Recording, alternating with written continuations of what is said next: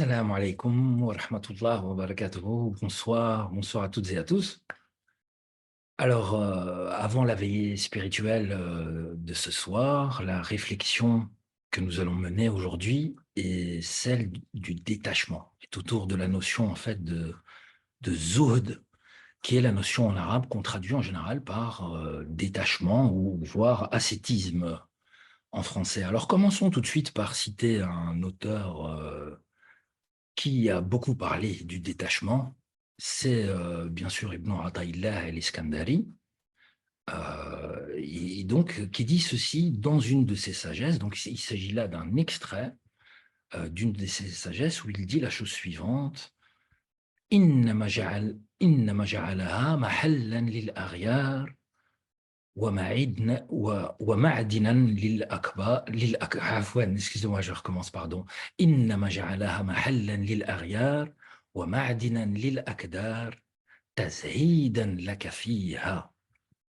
Alors إنما جعلها, donc certes il a fait d'elle, parlant de la vie d'ici-bas, hein, de ce bas monde, il a fait de ce bas monde, de cette vie d'ici-bas, محلا للأغيار, donc un lieu, un endroit, pour arrière, pluriel de ghayr, de ce qui est autre, en fait l'altérité. Donc il a fait de ce bas monde un lieu pour les altérités, wa ma'adinan, une source, lil akdar, donc toutes les irritations, les insatisfactions, les frustrations. Il a fait donc de ce bas monde un lieu pour les altérités et une source d'insatisfaction, une source de frustration. Tazidan lakafiha, dans quel but? Eh bien, pour te conduire à te détacher de ce bas monde, à t'en détacher. Tazidan, avec donc cette racine de zohd, qui est la notion qu'on va étudier, en tout cas autour de laquelle on vous propose une réflexion ce soir. Alors, c'est d'entrée pas franchement une notion qui peut susciter l'enthousiasme, cette notion de zohd, qui est parfois même traduite par ascétisme, hein. Donc c'est une notion qui paraît austère en fait, et donc c'est- c'est- c'est- c'est- ça évoque de la tristesse, une vie sans saveur. Et donc le détachement est souvent vu comme une espèce d'indifférence au plaisir de ce bas monde, ou comme une invitation en tout cas à ne pas être à l'écoute de ses propres désirs. Et donc, voilà, c'est clairement pas une notion qui suscite, en tout cas, l'engouement, et qui n'est pas faite pour susciter l'engouement des foules, à première vue, en tout cas. Et bon, c'est vrai, quand on cherche le mot, hein, donc la racine zahada, même dans un dictionnaire arabe, on tombe en général sur l'idée de renonciation au plaisir. Mais et ce qui peut sembler paradoxal quand on est un petit peu familiarisé avec la littérature soufie ou la poésie soufie, bah, quand on y pense, c'est que bah, les maîtres qui parlent de détachement, qui l'évoquent souvent, qui l'encouragent vivement, bah, sont les mêmes qui, quand on lit leurs poèmes, par exemple, bah, évoquent la béatitude, un bonheur suprême qui est vécu vraiment intensément, qui est vécu pleinement de tout leur sens. Et donc, ça peut sembler paradoxal, cette notion d'austérité à la fois et de béatitude. Et donc, comment les concilier? Comment concilier à la fois ce détachement qui est vu comme une indifférence et un émerveillement constant, un ravissement total, un jet qui peut parfois prendre des allures de folie, en fait?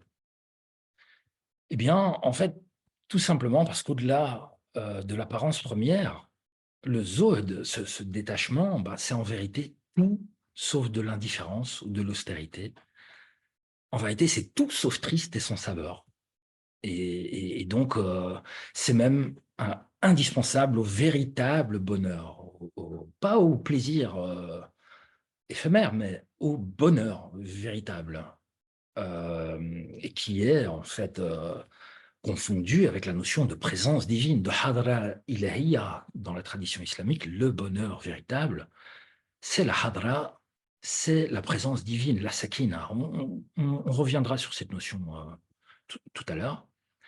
Et donc, bah, voilà, moi en tout cas, ce que je vais essayer avec mes modestes moyens de démontrer, ben, c'est que ce détachement n'est vraiment pas forcément quelque chose de triste ou d'austère, ni même une renonciation complète à ses désirs.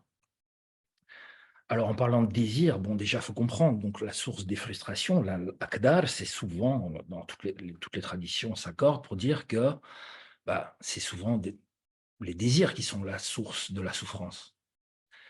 Et donc, on répond tous, hein, en tout cas tant qu'on n'est pas spirituellement éveillé, on répond tous à une mécanique assez simple. Si mon désir est accompli, je suis heureux. Si mon désir n'est pas accompli, je suis malheureux. Rien de très original. Et on est tous mus par ces principes. C'est des formes de tension. Donc le désir de s'unir à ce qu'on aime et fuir, voire détruire ce qu'on n'aime pas. Et donc ces mécanismes, le désir et la colère, en gros, et donc Al-Ghazali en parle bien dans un ouvrage Kimya Saada, l'alchimie du bonheur, que je recommande vivement à tous. Bah, il nous dit que le désir et la colère n'ont été créés, bah, sûrement pas, en tout cas, pour qu'on soit leur otage, mais bien contraire, pour qu'ils soient sous notre contrôle, en fait. Et donc, interrogeons, qu'est-ce que cette notion de désir, en fait, selon Al-Ghazali, dans ce même ouvrage, L'alchimie du bonheur, pour nous éclairer, il cite en fait un proverbe arabe qui dit la chose suivante et qui est très éclairante. L'âme est comme une cité. Les mains, les pieds, les organes, etc., sont les membres. Donc, tous les membres sont des villages. Et alors, elle dit la faculté de désirer, la force de désir, hein, en est le gouverneur. La faculté de se mettre en colère en est la troupe de cavaliers qui est chargée d'assurer l'ordre, de défendre la cité. Et le cœur, ou l'esprit, hein, en est le roi. Et l'intelligence en est le vizir. Donc, pour être clair, donc, le cœur ou l'esprit est le roi de la cité. Toute la cité, c'est l'âme. C'est l'esprit qui doit le régir, principe, le roi, qui a sous son autorité l'intelligence, qui doit avoir sous son autorité comme gouverneur le désir. L'armée étant la colère, etc., qui a son rôle. Mais donc, c'est bien le roi qui doit assurer la stabilité du royaume. Parce que le gouverneur, qui est le désir, est source de mensonges, nous dit Razali, est source d'indiscrétion, source de confusion. Quant à la colère, la troupe de cavaliers, ben, c'est évident voilà, de conclure que si on ne la gère pas, elle peut être vraiment meurtrière et destructrice. Mais donc, si le roi laisse chacun agir librement, ben, la province psychique, si j'ai envie de dire, l'âme, est anéantie et ruinée.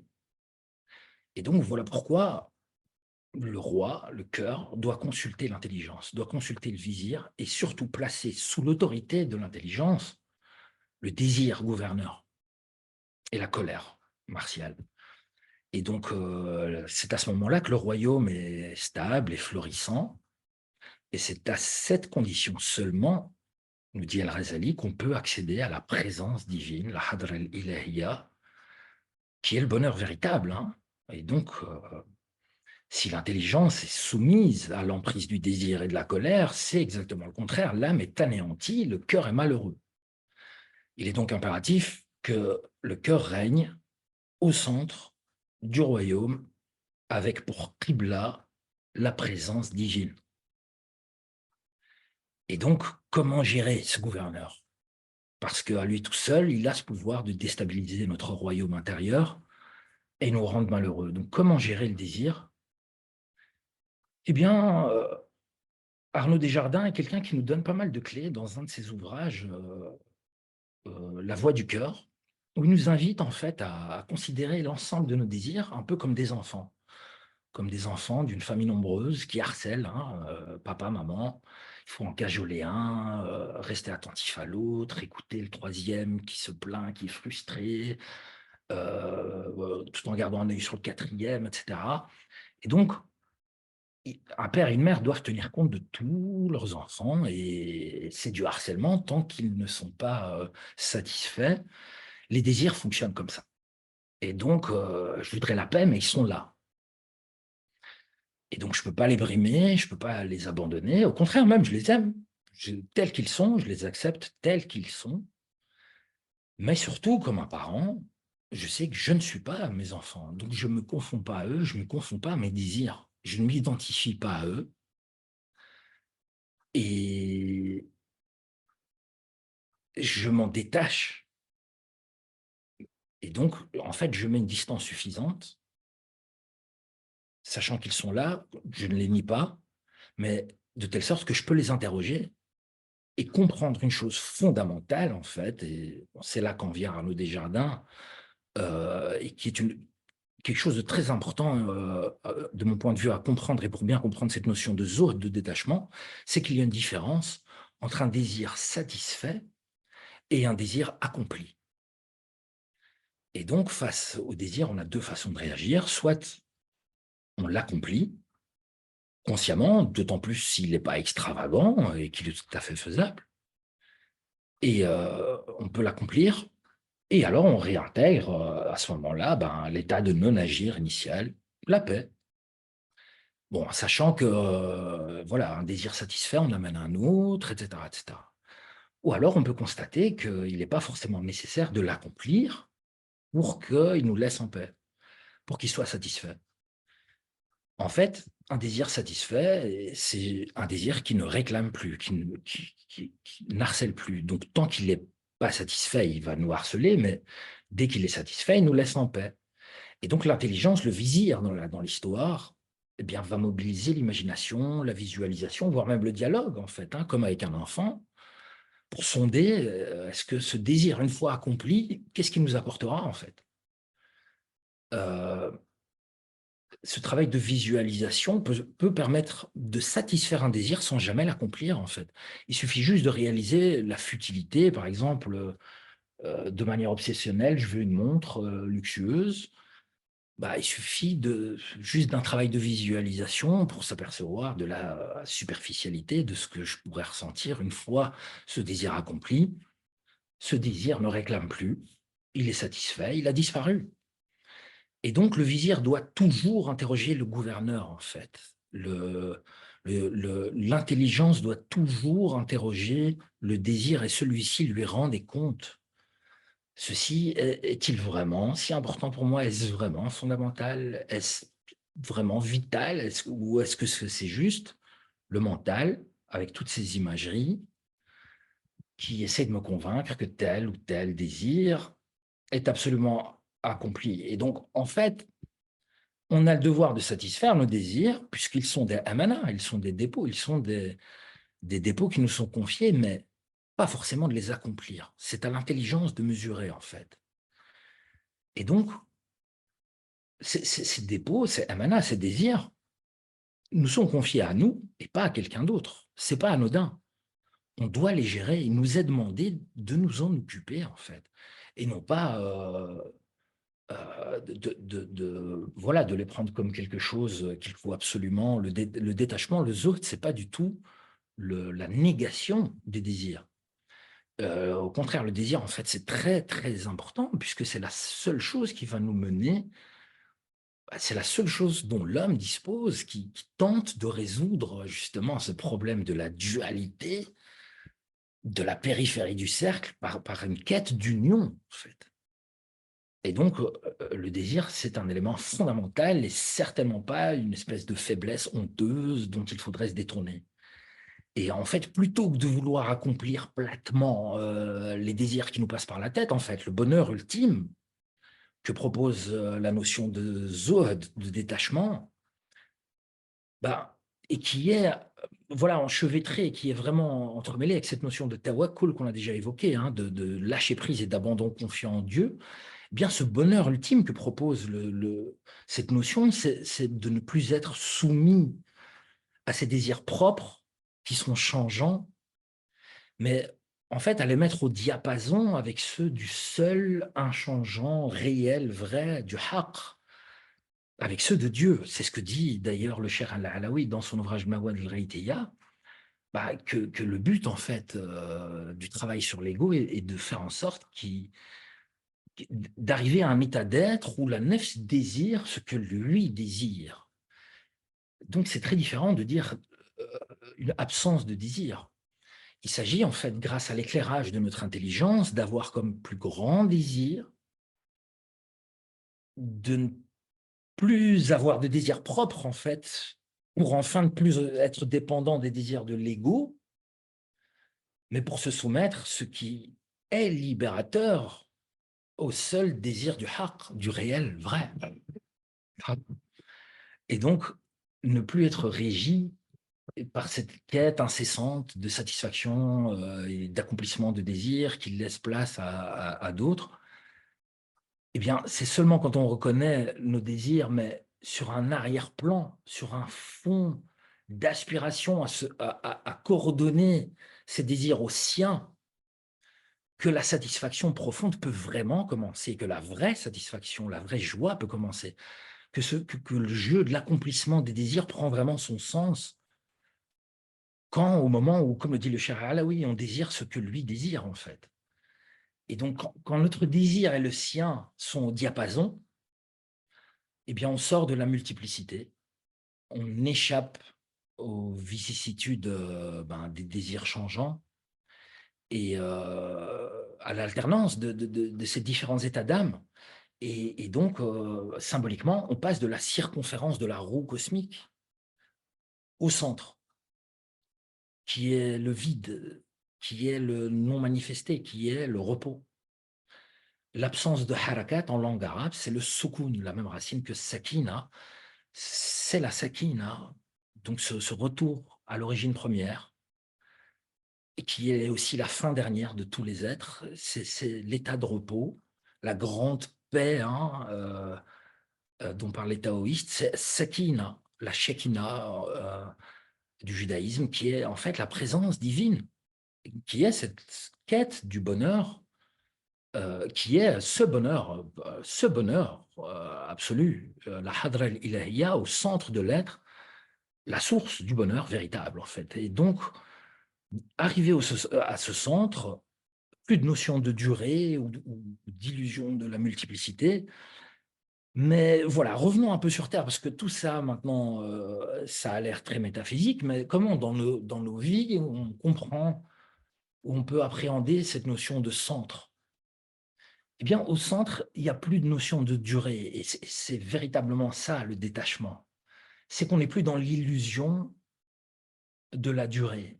Et quand on n'est plus dans l'illusion du temps qui passe, eh bien, c'est exactement le contraire d'une vie triste et sans saveur. On vit intensément, en fait.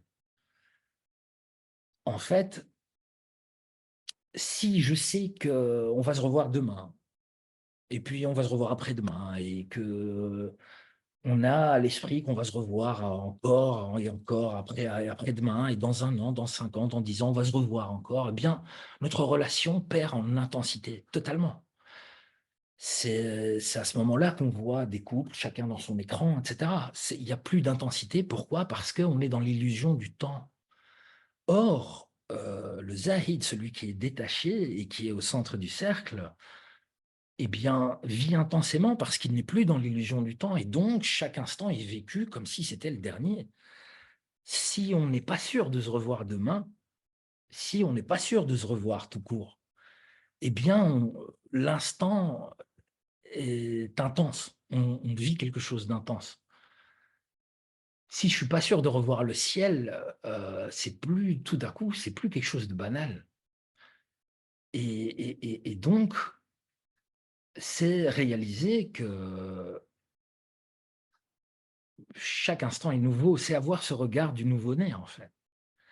Et tout comme cette notion de durée est illusoire, l'ego aussi a cette illusion d'exister et s'imagine des attributs, des caractéristiques, alors que tout change perpétuellement. Donc, il va dire, je suis ainsi, je suis intelligent, je suis beau, je suis courageux, ou l'inverse, hein, je suis un criminel, mais peu importe, l'étiquette qu'il se met, elle est illusoire puisque tout change à chaque instant, tout change perpétuellement, rien ne reste. Donc, finalement, s'attacher à quoi?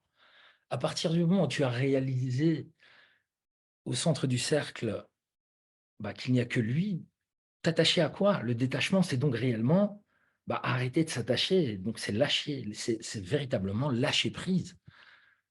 Donc c'est une notion qui tutoie évidemment celle du tawakkul. Donc voilà, quand on lâche prise, on accepte enfin que tout change constamment, puisqu'on est en lien avec le seul qui ne change pas, et donc serein, imperturbable comme une montagne pendant que les nuages passent. On réalise que chaque instant est toujours neuf, puisqu'on le regarde non plus avec le basar, mais avec la basira, le regard intérieur. Et donc, même l'autre, donc même ton prochain, tu ne le figes plus dans des attributs ou dans des caractéristiques qui lui incomberaient. Tu es comme ci ou tu es comme ça. Et donc, c'est un regard qui est toujours comme la première fois, en fait, constamment neuf et qui n'est jamais dans le jugement égotique ou dans l'étiquette. Et donc, maîtriser la mémoire, donc en fait, c'est le rôle du vizir, hein, maîtriser donc l'intelligence qui a ce rôle de maîtriser la mémoire, maîtriser le mental, qui met des étiquettes et des interprétations partout et qui enlève la beauté et qui pollue tout, en fait, puisque voilà, ceci est un ciel bleu, c'est une montagne, mais c'est que des étiquettes et finalement, on ne regarde plus les choses. Et, et on n'est plus dans l'instant.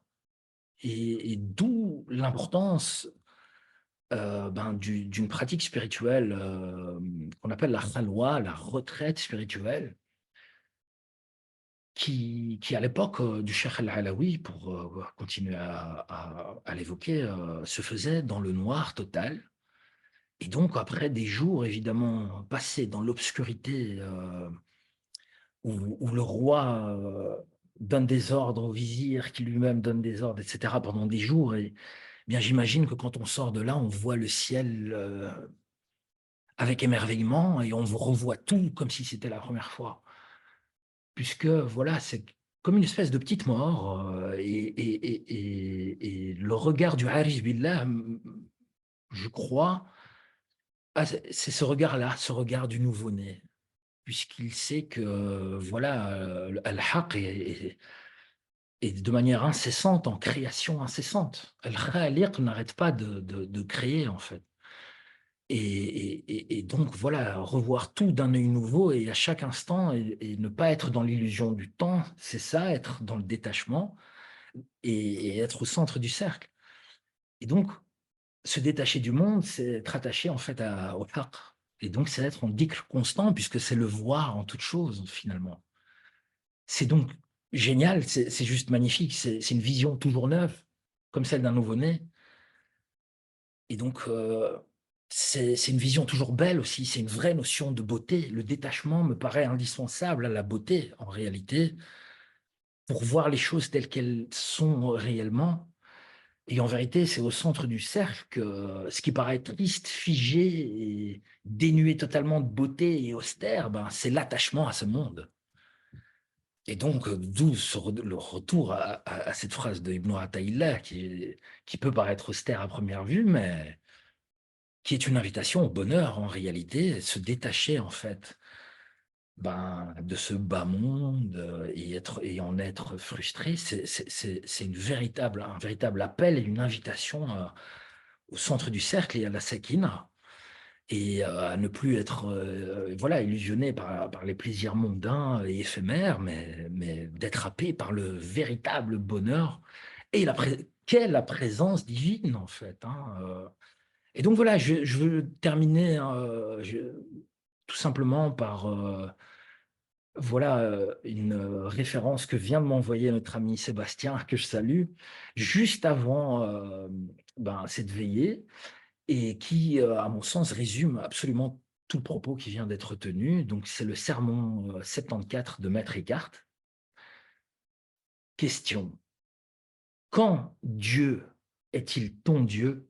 Réponse: quand tu n'aspires à rien d'autre, car ainsi tu as le goût de Dieu. Voilà, donc je vous invite maintenant à suivre voilà, ce dhikr, ce moment spirituel qui sera dirigé donc par Nefissa et Younous Geoffroy. en gardant bien à l'esprit le centre du cercle et cette présence divine, Inch'Allah. Merci beaucoup. Assalamu alaikum.